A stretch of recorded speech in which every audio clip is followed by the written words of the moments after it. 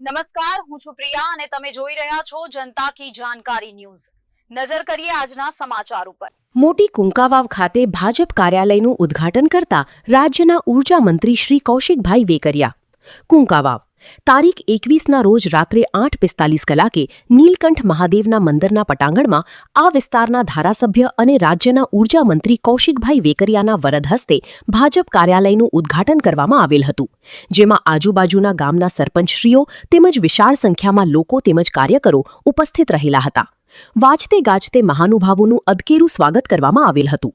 નીલકંઠ મહાદેવ મંદિરમાં ભગવાન ભોળાનાથને વંદન કરી કાર્યક્રમના પ્રાસંગિક ઉદ્બોધન સરકારના વિકાસલક્ષી કામો સાથે જે કામ બાકી છે તેને જલ્દી પૂર્ણ કરવાની વાત કરેલ હતી, તેમજ ખોટી ભ્રામક વાતોમાં ન આવી અને મતદારો મતદાન કરે એવી લાગણી વ્યક્ત કરવામાં આવી હતી।